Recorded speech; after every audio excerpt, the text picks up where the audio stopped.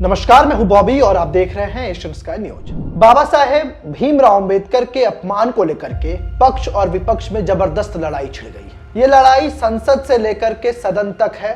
सिर्फ दिल्ली में नहीं, देश भर में ये लड़ाई। दरअसल हुआ यूं कि लोकसभा और राज्यसभा में संविधान के निर्माता बाबा साहेब भीमराव अंबेडकर के ऊपर चर्चा हो रही थी। इस चर्चा में अपनी बखान करते करते और विपक्ष पर हमला करते हुए केंद्रीय गृह मंत्री अमित शाह कुछ ऐसा बोल गए जो उनके जी का जंजाल बन चुकी है। उन्होंने ये कहा कि आप लोग अंबेडकर अंबेडकर अंबेडकर कहते रहते हैं, इसको फैशन बना दिया है, इतना नाम भगवान का लेते तो कहीं और। बस ये शब्द अमित शाह के मुंह से निकला और आम आदमी पार्टी, कांग्रेस समेत तमाम विपक्षी पार्टियों ने इसे अपना मुद्दा बना दिया। इस मुद्दे के बाद लड़ाई ऐसी छिड़ी कि संसद को 2 दिनों के लिए स्थगित करना पड़ गया।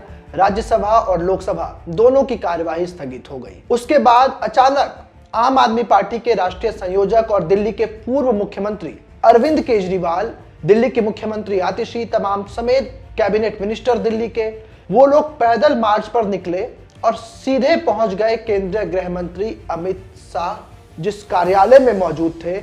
बीजेपी के राष्ट्रीय कार्यालय का घेराव कर दिया और वहां पर अरविंद केजरीवाल अपनी पार्टी के नेताओं के साथ धरने पर बैठ गए। उसके बाद कांग्रेस ने भी इस मुद्दे को लेकर के खूब हंगामा किया।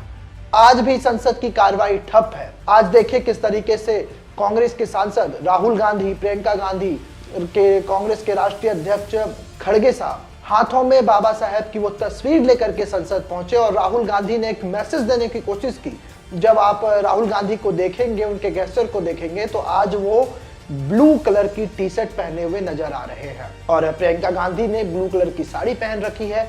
इसके अलावा न सिर्फ संसद के बाहर या संसद के भीतर, महाराष्ट्र में, बिहार में, उत्तर प्रदेश में, तमाम राज्यों में भारतीय जनता पार्टी के ऊपर जो विपक्ष है वो हमलावर है और केंद्रीय गृह मंत्री अमित शाह के इस्तीफे की मांग कर रही है। और ये ऐसा पहली बार हुआ है कि जब इस मुद्दे पर विपक्ष के निशाने पर केंद्रीय गृह मंत्री अमित शाह हो और बैकफुट पर भारतीय जनता पार्टी हो। इससे पहले 2024 के लोकसभा चुनाव में प्रधानमंत्री नरेंद्र मोदी के नेतृत्व वाली एनडीए ने एक नारा दिया था कि अब की बार 400 पार। इस नारे ने देश में ऐसा भूचाल लाया कि कांग्रेस और उसकी जो सहयोगी पार्टी थी, INDI अलायंस था, उन्होंने साफ तौर पर जनता के बीच एक मैसेज देने की कोशिश की कि अगर भारतीय जनता पार्टी गठबंधन को 400 सीटें लोकसभा चुनाव में आ जाएंगी तो ये संविधान को बदल देगी। ठीक वैसा ही हुआ। कांग्रेस ने पूरी कोशिश की कि जनता तक इस बात को पहुंचाया जाए। हर सभा में राहुल गांधी हाथों में संविधान लेकर के पहुंचते थे और हुआ भी कुछ ऐसा कि जनता ने वोट तो दिया लेकिन clear mandate Bharatiya Janata party को नहीं दिया। यही कारण रही कि 2014 और 2019 के मुकाबले 2024 में भारतीय जनता पार्टी अपने दम पर सरकार बनाने के काबिल नहीं रही।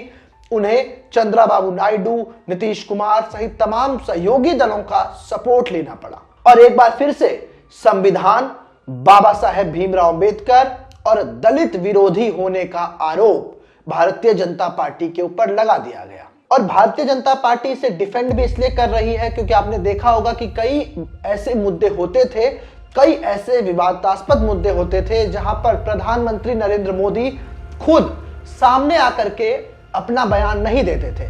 लेकिन जब से अमित शाह के ऊपर ये आरोप लगे हैं, प्रधानमंत्री नरेंद्र मोदी ने ताबड़तोड़ ट्वीट्स अपने अकाउंट से किए, कई ट्वीट्स किए, क्योंकि भारतीय जनता पार्टी को अब ये डर सता रहा है कि अगले साल राजधानी दिल्ली में जो विधानसभा के चुनाव होंगे या फिर 2027 में उत्तर प्रदेश के विधानसभा चुनाव होंगे, उसमें अमित शाह का ये बयान भारतीय जनता पार्टी को महंगा ना पड़ जाए और इन चुनावों में भारतीय जनता पार्टी को मुंह की ना खानी पड़ जाए।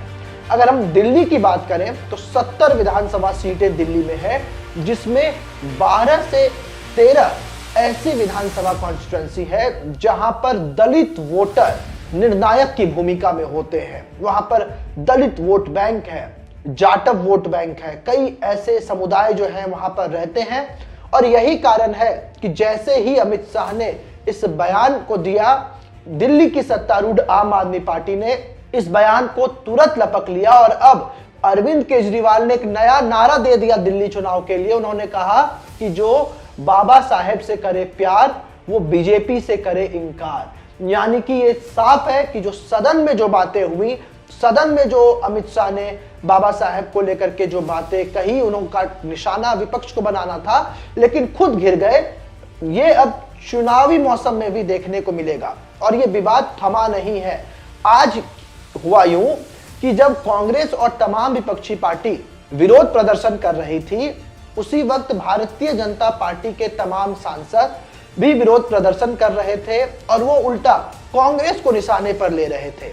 तो इस बीच राहुल गांधी वहां पर पहुंचे और हुआ कुछ ऐसा कि दो सांसदों के बीच धक्का मुक्की में राहुल गांधी को आगे जाना था, तो भारतीय जनता पार्टी के 2 से 3 सांसद राहुल गांधी के धक्के से चोटिल हो गए। अब इसको भारतीय जनता पार्टी अलग मुद्दा बना रही है, लेकिन अंतोगत्वा बैकफुट पर है भारतीय जनता पार्टी, क्योंकि जिस तरीके से इस मुद्दे पर कांग्रेस ने अटैक किया है बीजेपी के ऊपर, एक के बाद एक तमाम जो बीजेपी के प्रवक्ता हैं, खुद गृह मंत्री अमित शाह हैं, वो मीडिया के सामने आकर के अपनी सफाई दे रहे हैं।